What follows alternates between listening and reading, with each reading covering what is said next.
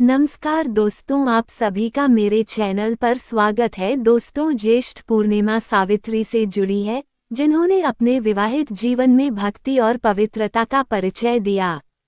परंपरा यह मानती है कि सावित्री की अटूट भक्ति और भगवान यम से उसकी याचना के परिणाम स्वरूप उसके पति सत्यवान पुनर्जीवित हो गए थे। विवाहित महिलाएं अपने पति की लंबी उम्र और सुखी वैवाहिक जीवन के लिए आशीर्वाद प्राप्त करने की आशा में इस दिन ब्रह्मा, सावित्री, यम, नारद और सत्यवान की पूजा करती हैं। ऐसा माना जाता है कि ज्येष्ठ पूर्णिमा मनाने से कई फायदे होते हैं, जैसे महिला और उसके परिवार के लिए सफलता, खुशी और समृद्धि। ऐसा माना जाता है कि जो विवाहित महिलाएं इस दिन व्रत रखती हैं, उनका वैवाहिक जीवन लंबा और सुखमय होता है। माना जाता है कि शुभ होने के अलावा गंगा में पवित्र स्नान करना शारीरिक और मानसिक दोनों तरह से स्वस्थता प्रदान करता है और इच्छाओं को पूरा करता है। ज्येष्ठ पूर्णिमा एक प्रिय और महत्वपूर्ण त्योहार है, क्योंकि महिलाएं अपने परिवार की समृद्धि और खुशी सुनिश्चित करने के प्रयास में ये पूजा करती हैं। दोस्तों, द्वापर युग में एक समय की बात है कि यशोदा जी ने कृष्ण से कहा, हे कृष्ण, तुम सारे संसार के उत्पन्नकर्ता, पोषण तथा उसके संहारकर्ता हो। आज कोई ऐसा व्रत मुझसे कहो जिसके करने से मृत्युलोक में स्त्रियां को विधवा होने का भय न रहे तथा यह व्रत सभी मनुष्यों की मनोकामना पूर्ण करने वाला हो। श्री कृष्ण कहने लगे, हे माता, तुमने अति सुंदर प्रश्न किया है। मैं तुमसे ऐसे ही व्रत को सविस्तार कहता हूँ। सौभाग्य की प्राप्ति के लिए स्त्रियों को द्वात्रिंशत् अर्थात 32 पूर्णिमाओं का व्रत करना चाहिए। इस व्रत को करने से स्त्रियों को सौभाग्य संपत्ति मिलती है। यह व्रत अचल सौभाग्य को देने वाला और भगवान शंकर के प्रति मनुष्य मात्र की भक्ति को बढ़ाने वाला है। यशोदा जी कहने लगी, हे कृष्ण, सर्वप्रथम इस व्रत को मृत्युलोक में किसने किया था? इसके विषय विस्तार पूर्वक मुझसे कहो। दोस्तों, फिर श्री कृष्ण जी कहने लगे कि इस भूमंडल पर एक अत्यंत प्रसिद्ध राजा चंद्रहास से पालित अनेक प्रकार के रत्नों से परिपूर्ण कातिका नाम की एक नगरी थी। वहां धनेश्वर नाम का एक ब्राह्मण था और इसकी स्त्री अति सुशील रूपवती थी। दोनों ही उस नगरी में बड़े प्रेम से साथ रहते थे। घर में धन धान्य आदि की कोई कमी नहीं थी। उनको एक बड़ा दुख था, उनकी कोई संतान नहीं थी, जिस वजह से वह बहुत दुखी रहते थे। एक दिन एक बड़ा तपस्वी योगी उस नगरी में आया। वह योगी बाकी सभी घरों से भिक्षा मांगकर भोजन किया करता था, लेकिन उस ब्राह्मण के घर से भिक्षा नहीं मांगा करता था। एक दिन योगी गंगा किनारे भिक्षा मांगकर प्रेमपूर्वक खा रहा था कि धनेश्वर ने योगी को ये सब करते देख लिया। अपनी भिक्षा अनादर से दुखी होकर धनेश्वर योगी से बोले, और सभी घरों से भिक्षा लेते हैं परंतु मेरे घर की भिक्षा कभी भी नहीं लेते, इसका कारण क्या है? योगी कहने लगा कि आपके धर्म हमें इस बात की आज्ञा नहीं देता है, क्योंकि अभी आप गृहस्थ जीवन में एक सुख से वंचित हैं। आपके घर संतान होने पर मैं आपके घर से भी भिक्षा स्वीकार कर लूंगा। उन्होंने कहा कि जिसे संतान नहीं है उसके घर से भिक्षा लेने से मेरे भी पतित हो जाने का भय है।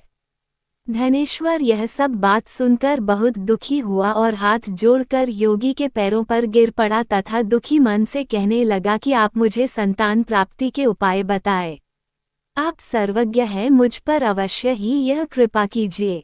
धन की मेरे घर में कोई कमी नहीं है, लेकिन मैं संतान न होने के कारण अत्यंत दुखी हूँ। आप मेरे इस दुख का हरण कीजिए।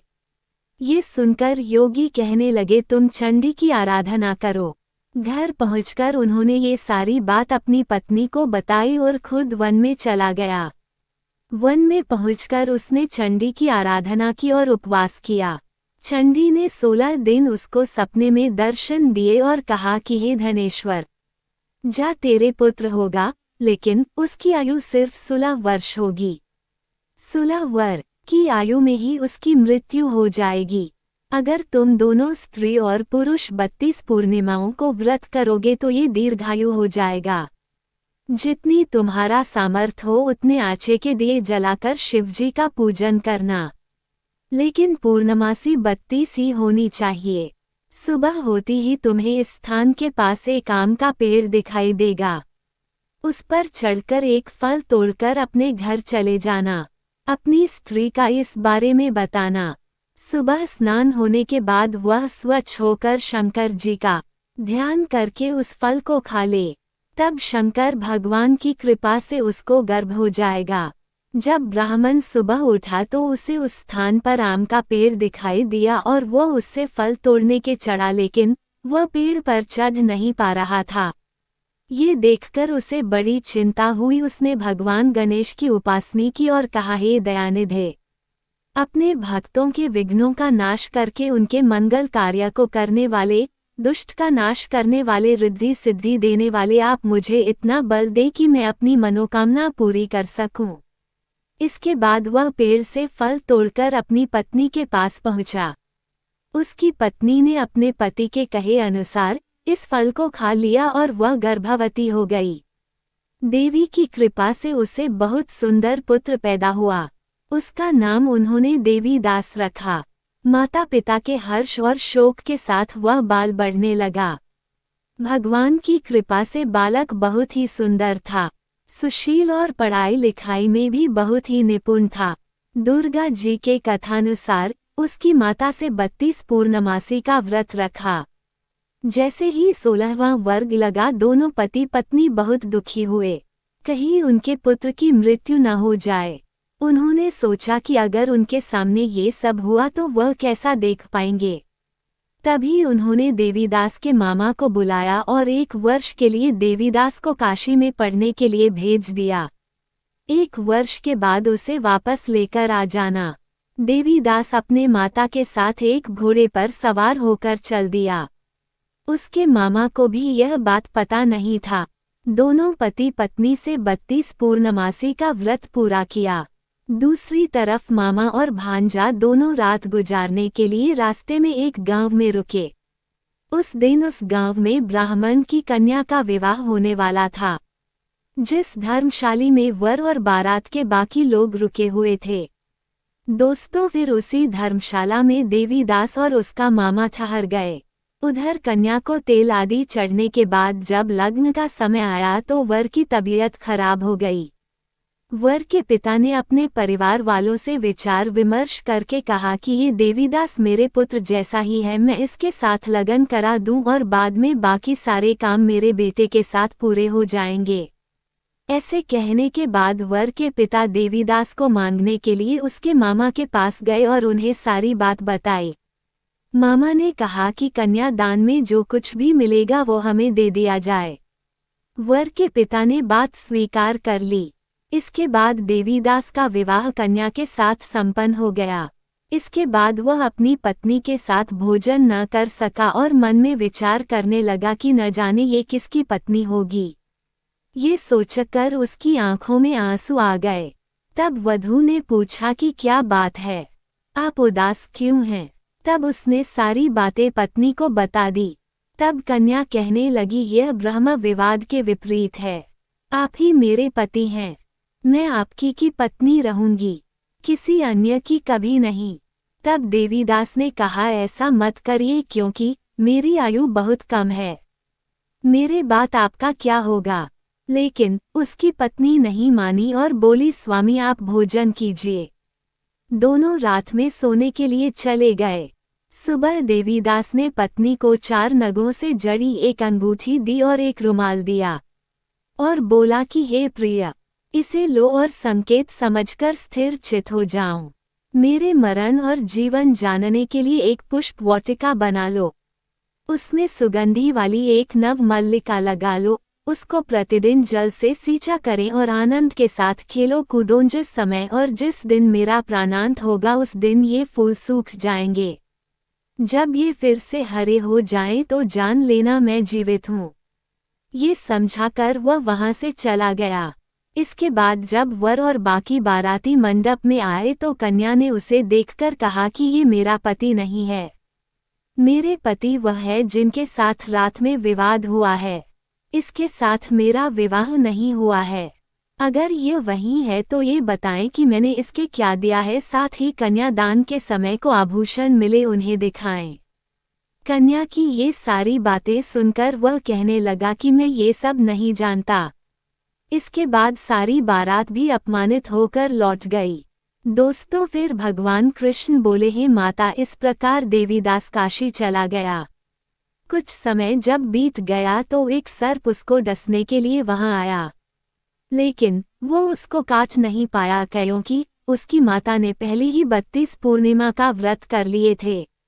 इसके बाद खुद काल वहां पहुंचा।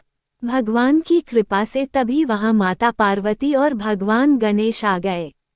देवीदास को मूर्छित दशा में देखकर माता पार्वती ने भगवान शिव से प्रार्थना की कि महाराज, इस बालक की माता ने पहले ही 32 पूर्णिमा के व्रत कर लिए हैं, आप इसको प्राण दे। भगवान शिव ने माता पार्वती के कहने पर उसे प्राण दान दे दिया। उधर उसकी पत्नी उसके काल की प्रतीक्षा कर रही थी। उसकी पत्नी ने जाकर देखा कि पुष्प और पत्र दोनों ही नहीं है तो उसको बहुत आश्चर्य हुआ, और जब उसने देखा कि पुष्पवाटिका फिर से हरी हो गई तो वह समझ गई कि उसका पति जिंदा हो गया है। इसके बाद वह बहुत ही प्रसन्न होकर अपने पिता से कहने लगी कि मेरे पति जीवित हैं, उनको ढूंढिए। जब 16वां वर्ष व्यतीत हो गया तो देवीदास भी अपने मामा के साथ काशी चल दिया। इधर उसकी पत्नी के परिवार वाले उन्हें ढूंढने के लिए जा ही रहे थे कि उन्होंने देखा कि देवीदास और उसका मामा उधर ही आ रहे थे। उसको देखकर उनके ससुर बहुत प्रसन्न हुए और उसे अपने घर ले आए। वहां सारा वगर इकट्ठा हो गया और कन्या ने भी उसे पहचान लिया। देवीदास ने इसके बाद अपनी पत्नी और मामा को लेकर वहां से चल जिया। उसके ससुर ने भी उसे बहुत धन दहेज दिया। जब वह अपने घर की तरफ चल रहा था तो उसके माता पिता को लोगों ने खबर कर दी, तुम्हारा पुत्र देवीदास अपनी पत्नी और मामा के साथ आ रहा है। ऐसा समाचार सुनकर पहले तो उन्हें विश्वास नहीं हुआ, लेकिन जब देवीदास आया और उसने अपने माता पिता के पैर छुए तो देवीदास के माता पिता ने उनका माथा चूमा और दोनों को अपने सीने से लगा लिया। दोनों के आने की खुशी में धनेश्वर ने बहुत दान दक्षिणा ब्राह्मणों को दी। दोस्तों फिर श्री कृष्ण जी कहने लगे कि इस तरह धनेश्वर को 32 पूर्णिमाओं को व्रत के प्रभाव से संतान प्राप्त हुई। जो स्त्रियां इस व्रत को करती हैं वह जन्म जन्मांतरों तक वैधव्य का दुख नहीं भोगती हैं और सदैव सौभाग्यवती रहती हैं, यह मेरा वचन है। यह व्रत संतान देने वाला और सभी मनोकामनाओं को पूरा करने वाला है। दोस्तों यदि आपको यह वीडियो पसंद आए हो तो लाइक और शेयर जरूर करें और चैनल को सब्सक्राइब करना ना भूलें। आप सभी का धन्यवाद।